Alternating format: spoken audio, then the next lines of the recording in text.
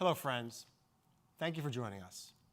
I'm Mark Becker, Chairman of the Board of Trustees of Park Avenue Synagogue, and also Senior Partner at Apollo Management, where I co-lead Apollo's impact investing effort.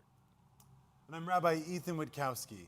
Much less impressive as that, but one of the rabbis here at Park Avenue Synagogue. Pretty impressive. Rabbi, over the years, we've talked about the convergence of my two personas.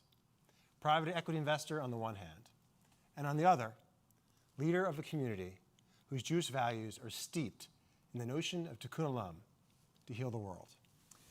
And I've shared with you some of the law's concern for the environment, whether it's God's command, lishmor v'la'avod, to the first human beings to guard and protect the land, or the Talmud's laws on how Jews should treat their property. You've also emphasized that Jewish tradition is clear about the importance of sustainability of our world and working to make it better, l'dor v'dor, for the next generation.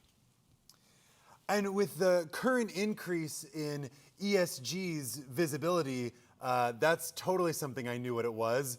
Well, it's clear that the economics of sustainability and doing good in the world are also shifting. Exactly. And one of the reasons I took on my new role at Apollo and why I take impact investing so seriously is the notion that business and investors have a significant role to play to affect positive change in the world around us. And from what we're about to hear, a more profitable one as well. Now, it's always been the role of synagogues to convene people to have important conversations, and I can think of no conversation more important right now than how our economic practices influence our legacy on the world, how they reflect our values, and what is the role of private investment in tikkun olam, repairing the world. So it's to that end that we are so fortunate to hear from the speakers that you will meet in just a few moments. We'll begin a conversation tonight that will and must continue long after everyone has signed off. Mark, thank you so much for organizing this and for all that you do for us and our community. Well, thank you, Rabbi. And you know, if everyone were to use their economic capital to enact their Jewish values, the world would surely be a better place. So I'm super excited and looking forward to what we've in store for everyone. It's my pleasure to introduce Lisa Hall, fellow Wharton grad and my partner at Apollo as chair of Apollo Impact Mission. She's been a leader in impact investing for well over a decade and a half, whether it be CEO of Calvary Foundation, managing director at the Anthos Fund, or doing research at Georgetown's Beek Center for Social Impact and Innovation. As a person of faith, she uses her core values to help heal the world, helping take impact and sustainable investing mainstream. Lisa? Thank you so much, Mark and Rabbi, for that lovely introduction. I'm very excited to be here today to talk about sustainable investing with two luminaries from our field. I could not have asked for a better team to share with you information, but also experiences around the world of sustainable investing. And I'm going to introduce David and Gita in a moment, but I want to say before those introductions that it's a real honor to be here today to talk about how sustainable investing is a strategy and a tool for helping to repair the world. The concept of tikkun olam really resonated with me, this idea of the broken world that we live in and the really pressing social and environmental problems that we face, and how do we fix them? In our shared humanity, how do we fix these problems? How do we repair the world? And having worked in sustainable investing for most of my career, I can't envision a better tool for helping to repair the world. So we have with us today David Blood, who joins us from London, and Generation Investment Management. which is a very long-standing firm, over 30 years, working in sustainable investing and helping to both heal the planet and help people through their investment strategies. David is a founder of Generation and a partner currently. He is a graduate of Harvard Business School, which you're going to hear me say a couple of times today, and also a graduate of Hamilton College, where he's been a lifetime trustee. David is the recipient of many awards. He also has chaired and been a member of many nonprofit organizations, including Big Society Capital in the UK, and we're very honored to have him here today to be in dialogue about sustainable investing. We're also joined by Gita Iyer, who's zooming in from Boston, a dear friend and colleague, and a inspiration in her leadership in this work of sustainable investing. Gita is the president and also founder of Boston Common Asset Management, and has had 30 years leading sustainable investing efforts, including her time prior to Boston Common as president of Walden Asset Management. Gita is a graduate of Harvard Business School and also of the University of Delhi. And she too is a recipient of many awards, including the SRI Lifetime Achievement Award for work in sustainable investing, and also has served on the boards of many nonprofits, including she currently is a board member and member of the investment committee for the NRDC. So we're just thrilled to have you both here. It's truly a rock star team, and I want to get to our conversation right away. And so I'm going to start with you, David, and ask you to share your definition of sustainable investing. You know, there's this whole alphabet soup out there of impact investing, socially responsible investing. But if we think of the broad umbrella of sustainable and responsible investing, how would you define it? Well, Lisa, thank you for inviting us, and I look forward to the conversation with yourself and Gita. And incidentally, Gita definitely has more experience than me. We've only been at this for 17 years, so we're still early in our journey. Well, it's because I forgot to mention your 15 years at Goldman Sachs. Because you've been investing a long time. Yes. And Gita and I actually went to school together, so we've known each other for a little while. So we think you're quite right to talk about the alphabet soup of sustainability and responsible investing, ESG investing, and sometimes I think that's one of our challenges as an industry, if you will, because folks can get a little bit confused. So we've tried to kind of take that, the alphabet soup out of the conversation and say, so what are we trying to do? What is our investment framework? And so we talk about it in terms of an investment framework. And our investment framework is based on three sort of core pillars, if you will. The first is long-term investing is best practice. Second, that sustainability factors, and we define sustainability factors quite broadly to include drivers of change of economies and societies, issues like poverty and social justice and racial justice, issues like climate change and the environment and water challenges, issues like community and joblessness and training and governance questions as relates to companies. These are broad, sort of overriding themes almost that are driving economies. So our second pillar is that sustainability drives economies and societies. And therefore, as businesses and investors, we must understand the impacts of sustainability issues on our businesses and our economies. And we also note, incidentally, that these issues tend to be interlinked. It's very difficult to think of them in silos. And in fact, it's a mistake to think of them in silos. And thirdly, environmental and social governance factors, ESG factors, which will be the term that I think we'll use this afternoon, are tools to help us understand what a company does and how a company does it. We use these three sort of pillars, if you will, to hopefully to develop differentiated insight and ultimately strong risk-adjusted investment results. The last thing we will say is that we have never thought about sustainable investing or ESG investing about imposing our values on a portfolio.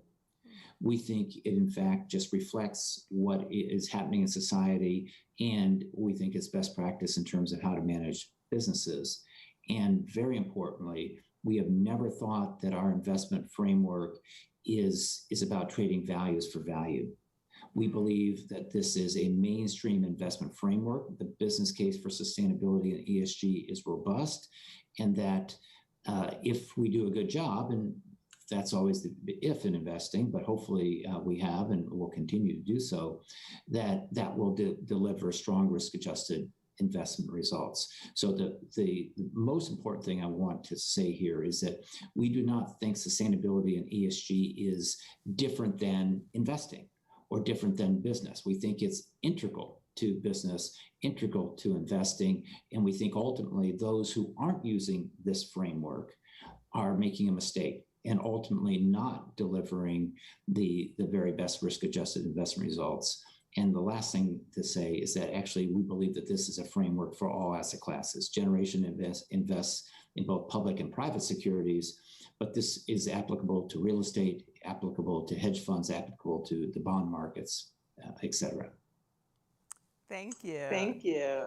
I very much appreciate the comprehensive response to the question, because I think it's very easy to think about sustainable investing as kind of very simply around we're just doing good, but there's really quite a continuum around different types of investing and within the sustainable investing approach.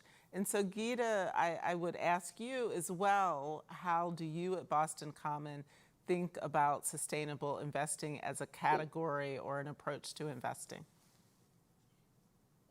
Thank you, Lisa, and great to be with you and David on this panel. No one's called me a rock star before, so you already made my day. I will try and live up to that billing. But to me, I think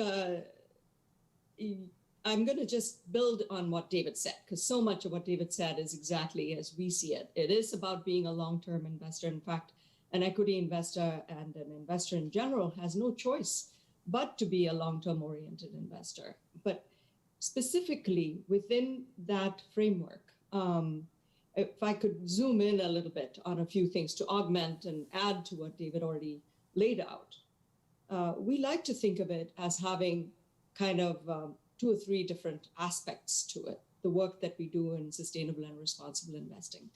The first is that we want to know what a company makes, and product and service, are they making products which when used as intended cause harm? And conversely, are they particularly leaning into creating the solutions to society's challenges and environmental challenges? So we like to look at what a company makes, product.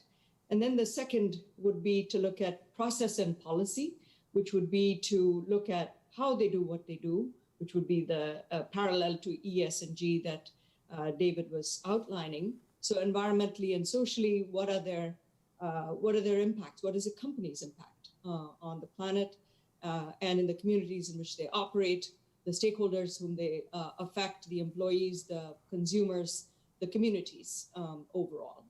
And so how they do what they do and how they run their own business, which would be the aspect of governance.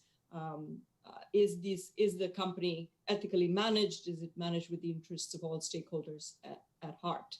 And so this creates a framework of product, process, and policy, to which we add, of course, our fundamental and valuation assessments. We are money managers and investors, so it's important to say that while I totally agree with David that sustainability is not a thing apart, it is very much integrally a part of finance. And indeed, we were all crazy enough all those years ago to think that we would transform finance and complete it and bring into financial thinking the many things that finance, did not optimize to, that we made some, choices in terms of not pricing certain things which we deemed to be externalities, and bringing those into the frame was indeed part of our effort. So it does complete finance. This is how finance and investing should be, and it's not a set of non-financial factors. But the last pillar, which I think gives me the most excitement about changing how things are and maybe redirecting companies' attention, in addition to allocating capital, is to the use of voice, the use of the reach, unique access that a shareholder has to engage with corporate managements on being long-term, on aligning the interests of the corporate management with the investors' interests, the beneficiaries of our investments' interests, and modifying or encouraging more long-term thinking, more responsible thinking, more action on environment, social, and governance issues. So these four, that is to say, the pursuit of these four aspects would underpin the pursuit of financial return and social change in our mind. And so I'm going to stay with you, Geeta. You mentioned, 30 years ago, the plan was to transform finance.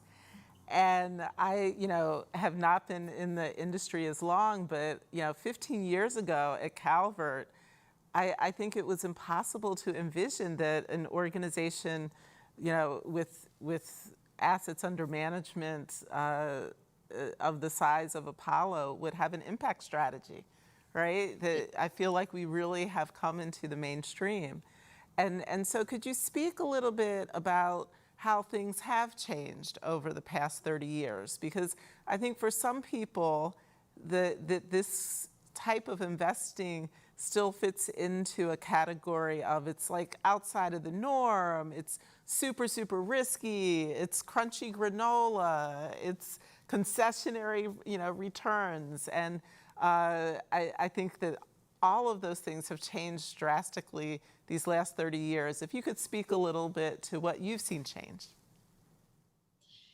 I think that a number of things have changed, and all over the last 20, 30 years have incrementally contributed to this mainstreaming that you're describing.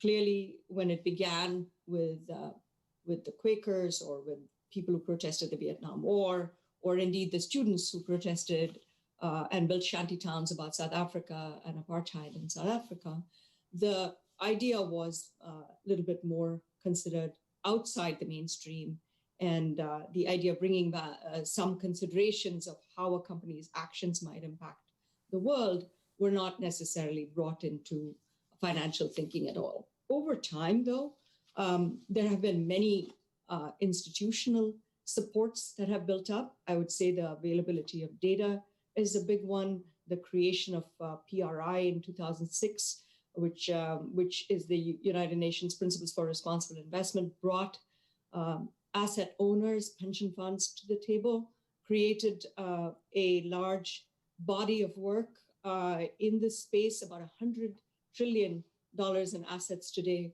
are associated with the Principles for Responsible Investing, our signatories and asset owners and asset managers who've pledged to consider these issues in their investments. There has been a sea change in the way that all other asset classes are now adopting. David alluded to that. I totally think that that's part of the mainstreaming. I would even say that the performance questions being settled by the work of many, including, I would say, Generation Asset Management, David's firm, has helped tremendously, because the debate was always what is the financial give up, and that sometimes stopped the discussion in its tracks. But the availability of many different investment vehicles, the availability of different options from players, and everyone kind of feeling the importance of these issues is part of mainstreaming. Can I speak to the demand that has been created. The demand Yes. has been created incredibly by both the long-termism of asset owners and institutional players and the millennials, the younger generation. The ubiquity of information on the web has energized them. They, during the period of 2013 or so, a revival of the fossil fuel divestment issue, they see clearly the alignment of environment, social issues with the future of the planet and their financial future. So a growing congruence of this has also created demand. What this has meant is that every mainstream firm or every firm now must have a strategy in this space. And I believe that this will only continue to grow.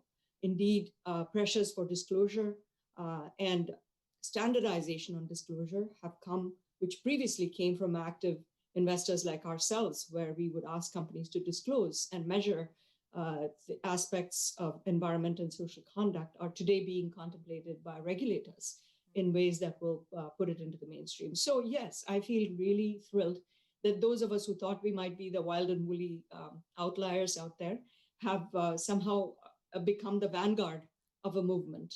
That gives me great pride and satisfaction.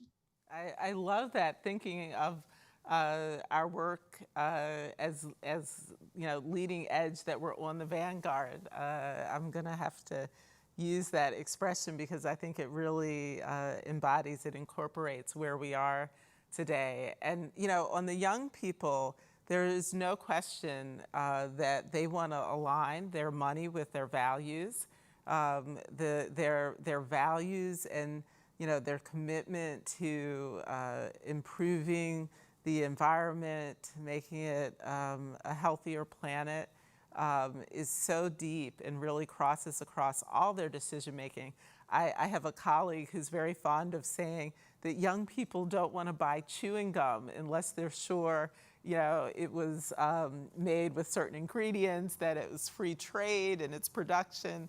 And so if they don't want to buy chewing gum without looking at all those considerations, they certainly don't want to invest their money without looking at how does it align with their values. And so David, I would ask you the same question about what have you seen change over the years, and how has the field of sustainable investing evolved in the time that Generations has been managing sustainable assets?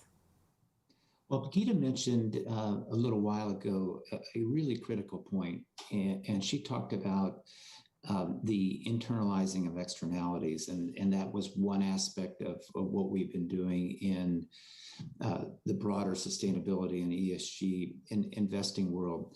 And the reason why that is so important is all investing and all business has impact.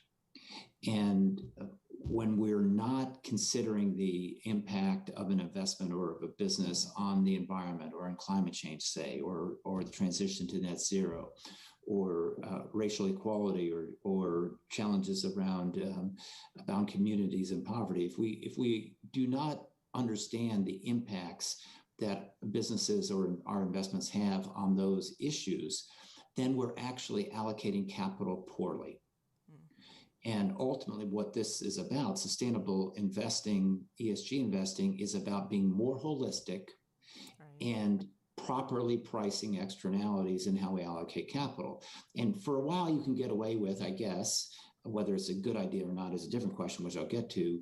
We have gotten away. We know society has gotten away with, or businesses have gotten away with, outpricing the cost of pollution.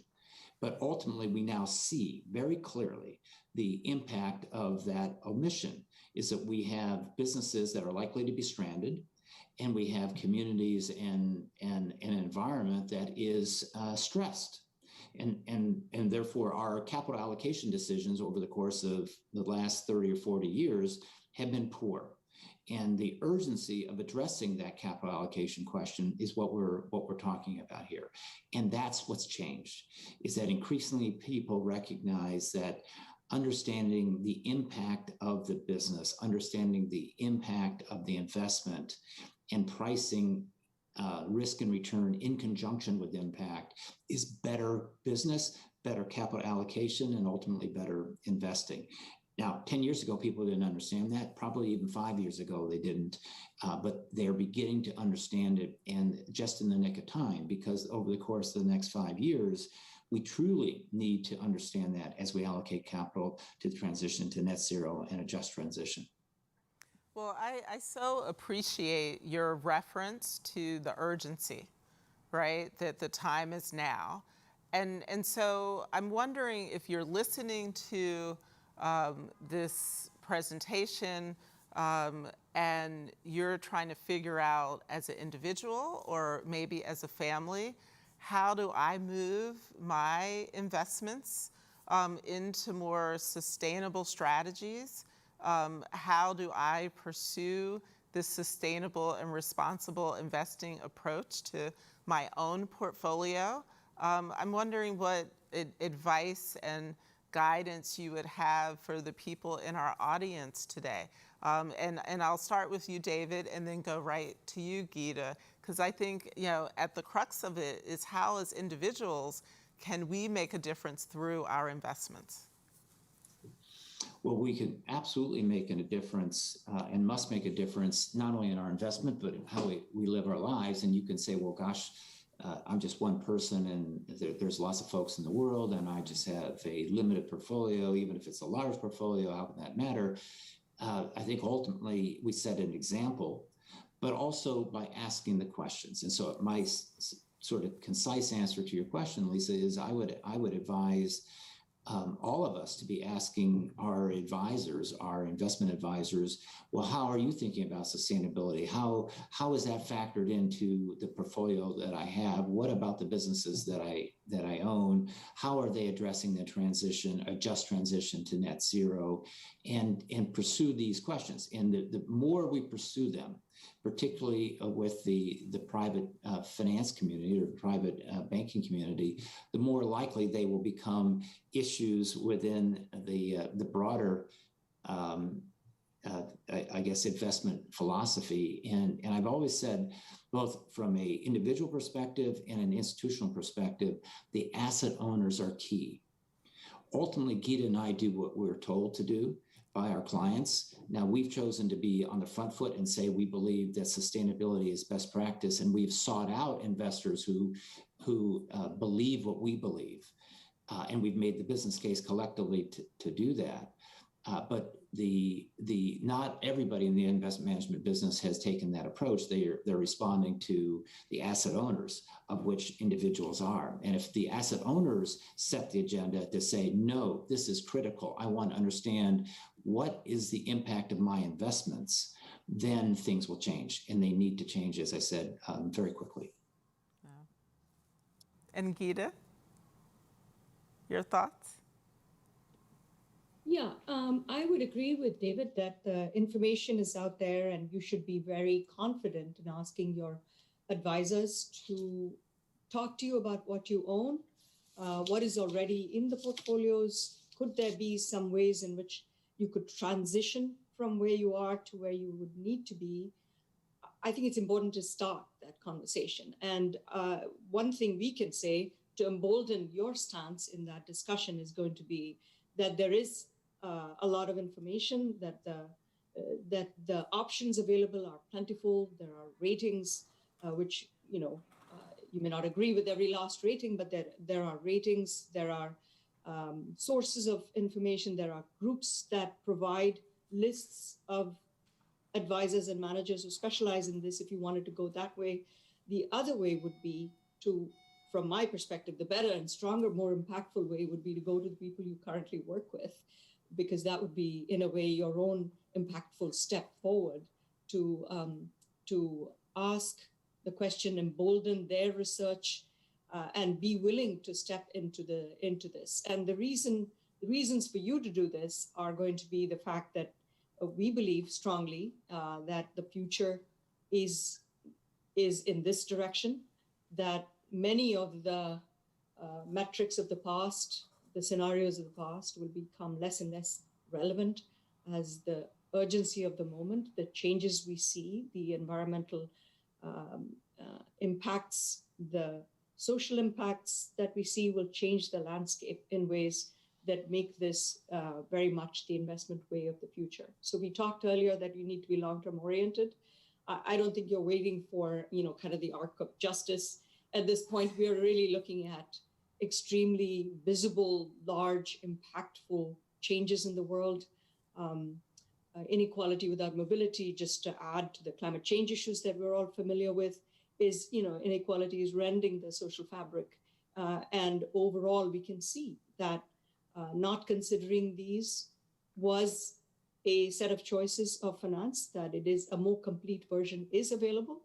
And personally, I would love to see you also ask your advisors if they are involved in engaging the companies, if the funds you choose are providing that feedback loop through proxy voting, through engaging in dialogue, through shareholder engagement, so that your capital and your voice can be leveraged to create the future, the sustainable and inclusive future we all seek. Yeah. And what I hear you both saying is ask the questions and be informed, right? And there really is an opportunity to have a dialogue with your financial advisor.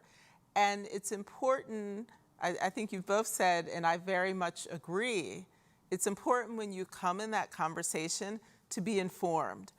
Because frankly, not all advisors are informed. And so you want to be prepared when they say, oh, that's just like super, super risky. We can't put any of your assets into that. You want to be informed with, well, I've actually read a little, and there are market rate, risk-adjusted opportunities where I don't have to take a lot of risk, and I can still get my money back with a solid return on top of it. And you want to be informed about that. And so we've kind of mentioned in generalities. I'd like to share with you some specifics. I think a great resource for individuals and institutions is USSIF. They have a tremendous amount of information on their website, and so that's USSIF for, I think it used to stand for Social Investment Forum, and now they just go by USSIF. I would also encourage you to look at sites like Mission Investors Exchange, which has a lot of information for family foundations that are interested in impact investing. Or Confluence, which is another resource for individuals and families that want to dedicate resources and parts of their portfolio, or in some cases, their entire portfolio to impact. Tonic, spelled interestingly Toniic, is another place where people that are looking to place their wealth into impact assets can go. And so each of these references will lead you to more information, and it will equip you to be able to ask the questions with your advisors if you are interested in committing your portfolio, or at least part of your portfolio, to sustainable investing. And so I'm going to shift now from kind of the practical how to dive a little bit more deeply around what is causing the shift, right? Is this just like the buzz of the moment? Is this the trendy kind of zeitgeist that we're in? Or is this really a shift in how investing is going to be done in the future, which is our belief at Apollo, my personal and professional belief, that we have in fact reached a tipping point and that things are different now. And some of that is because of pressing needs, the needs that we face as a society and as a planet, and the urgency of those needs, as David described. But if you could talk a little bit more about what you see as the drivers behind what does sometimes feel like the buzz of the moment that everybody's talking about sustainable investing. And Geeta, could you start us off? Yes, of course. And we're building a little bit on some things we've said together before in this panel. And so in addition to experiencing some of the challenges that the financial system has posed, I think young people are very aware of the important and urgent need of climate and of and social and economic mobility and equality of opportunity. So some of it is some of the demand growth that you're outlining is coming from all of us. In fact, thinking, asking, and wanting to move in this direction. The other I mentioned earlier is the growth that came from the organized information, the institutional investment frameworks, the important data that is forthcoming, which enables more credible funds, more investors to access this form of investing. So there are no excuses for not doing investing in this way. I do think that there is also an ecosystem where people are now increasingly, including the advisors, hopefully, that you're talking to, have the ability to create investment policy statements, have the ability to guide you in asset choice. So the difficulty level of doing this has declined because it is more ubiquitously available. There are collaboratives for engagement. We were part of the Interfaith Center for Corporate Responsibility, but there are several, PRI has put together global collaborative engagement platforms. This means that the voice of any engaged investor is being amplified. So again, the impact of the use of voice is being magnified in the form of a $1 trillion coalition, for example, asking the question of corporate management as opposed to a few concerned investors. So again, there's a tide and there's a weight and clout and seriousness to the questions. I would add that the continued growth, the continued participation of every investment firm out there is going to make all of this kind of have its own momentum, in the sense that everyone who has done some, get started, has made that first step or two, is going to do more. And you may find you start with one asset class, and then you may want to expand that to what about my bonds? What about my real estate? What about my other investment choices? So I feel, therefore, that the tipping point is typified by having that kind of momentum behind it. All over the world, this is being talked about. So it's not in particular markets as it might previously have been. And so we are finding this to have stock exchanges, regulators, everyone coming to the table at this point, giving it the institutional and structural support to be a long-lasting ecosystem of investing. Yeah. It absolutely, it's like the flywheel, right? It takes a lot to get it going, but once you get it going, it kind of goes with its own momentum. And, it is interesting to think about, like, one of the drivers of growth is that it has become easier to do, right? And connecting it back with the previous question, I think if you are considering this approach to investing or moving some of your portfolio into sustainable investments, it is a lot easier to do than it used to be. And you may have tried, 15 years ago, 10 years ago, maybe even 5 years ago, and couldn't find resources, or had a conversation with an advisor where you ran into a roadblock. And I think you will find having that conversation today and getting the information and asking the questions is so much easier than it used to be. David, would you add any more to what you see as a driver of the growth in sustainable investing? Well, I think and Gita mentioned it a little while ago as well, the debate that started, when we started 17 years ago, the first question folks had from me was, when I talked about our investment philosophy and process, they said, well, have you back tested it? And And I thought, well, gosh, that's a goofy question. Have you back tested not being sustainable as a investment idea?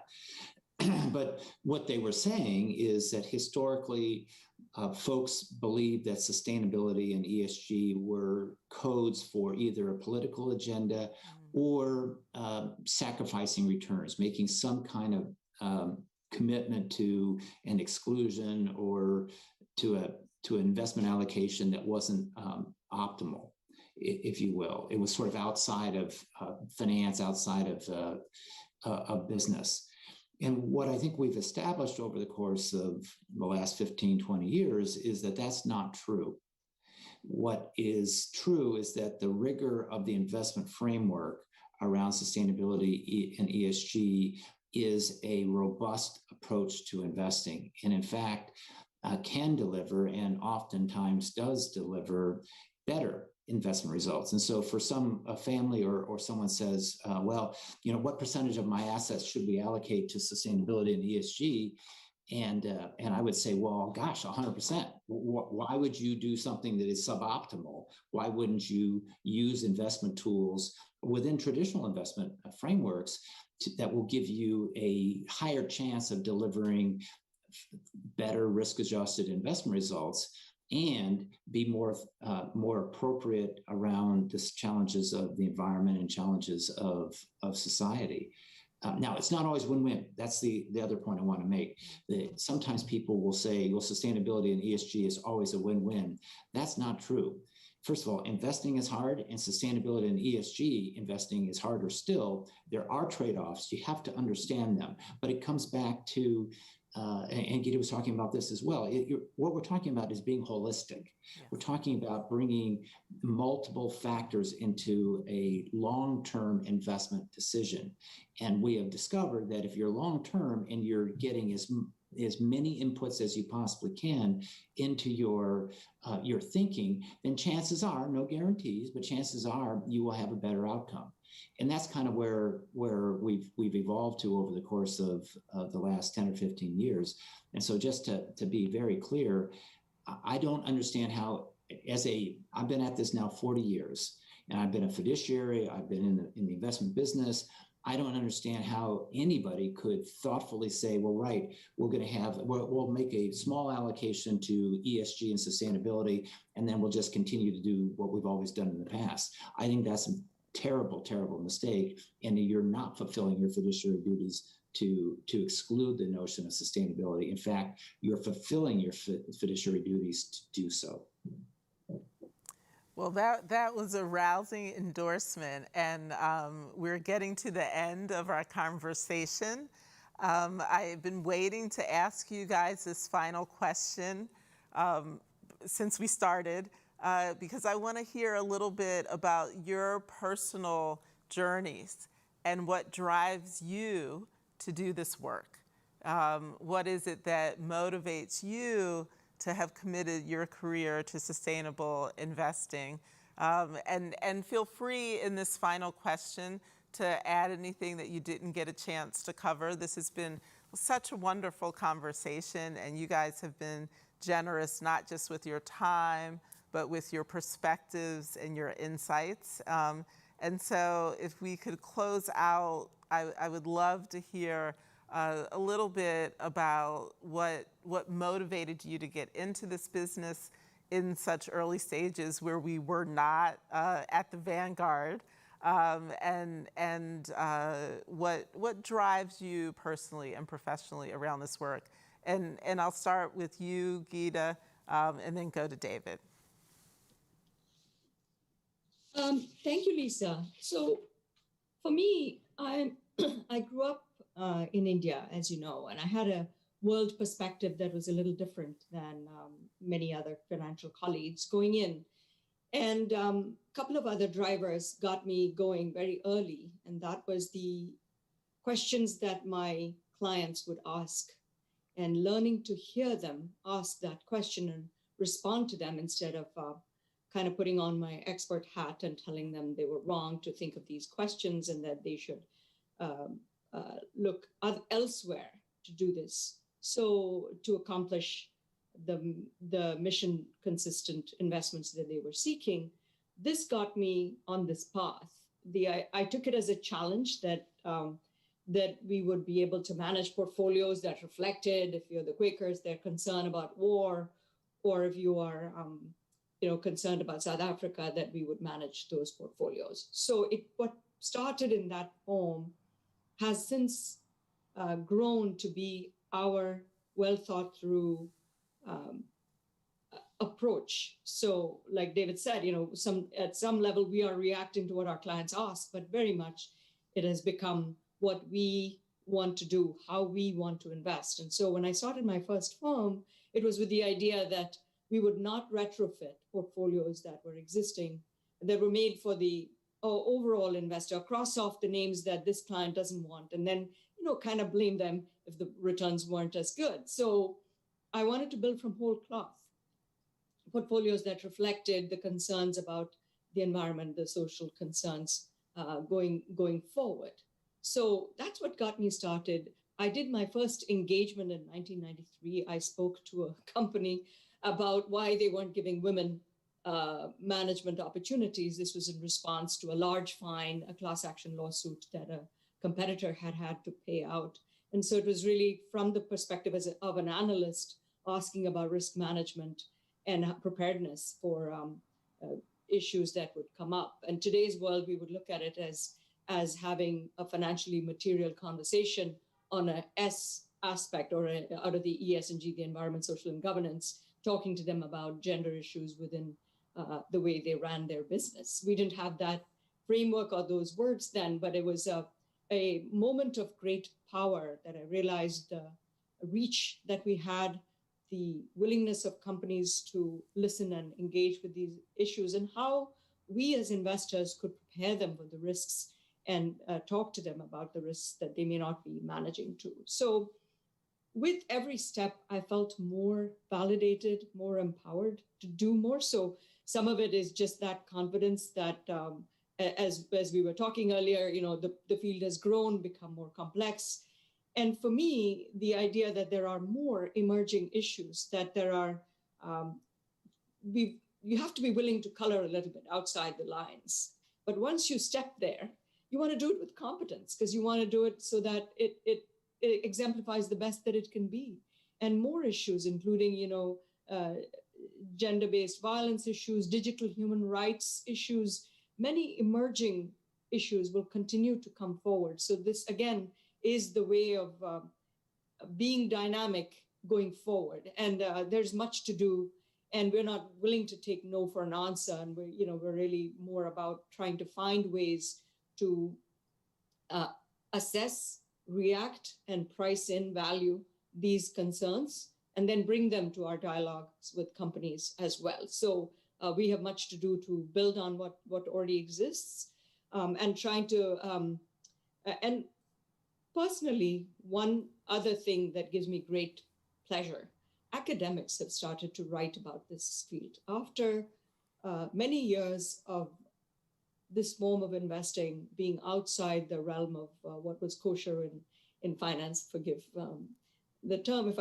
I may take the liberty of using that term, the ground has shifted to where research and teaching of finance will perhaps reflect these concerns. So instead of teaching everyone and then having to unlearn, or having sustainable finance as an elective within finance, finance itself to the center will need to change. And this will make us all finance.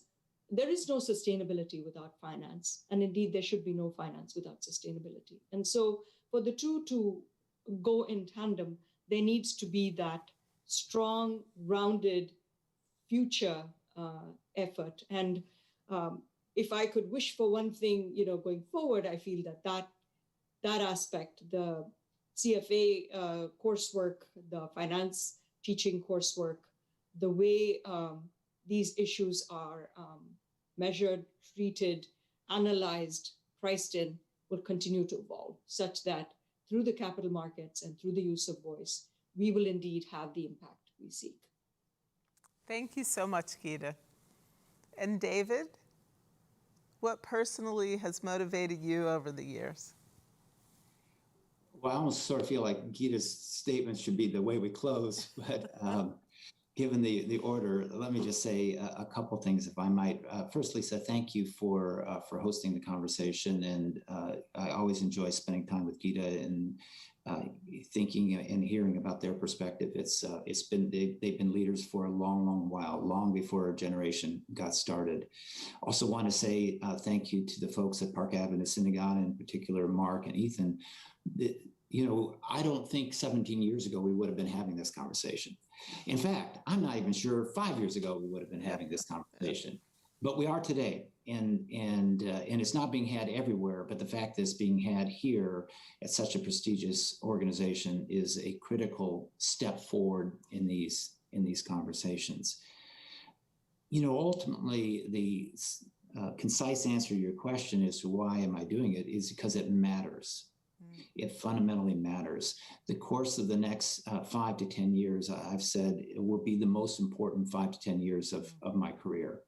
The challenge is to decarbonize our economy. If we want to achieve the objectives of the Paris Agreement and limit global temperature rise to 1.5 degrees C or less, what that means is that we have to cut carbon emissions in the next 8.5 years by half.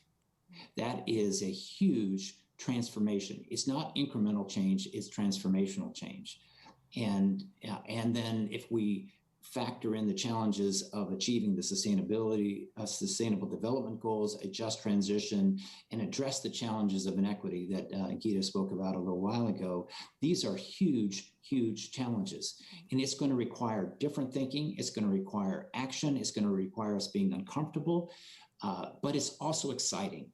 This will probably be the most significant economic opportunity or transformation, certainly in our lifetimes and perhaps in history.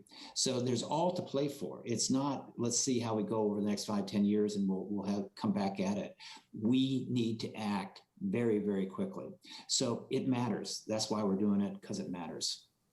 Well, thank you so much, David. And I will add that on my own journey, I have been inspired and motivated by the belief in our shared humanity, and that when equipped with the tools and the resources, we all want to do good, right? We all want to make this a better planet.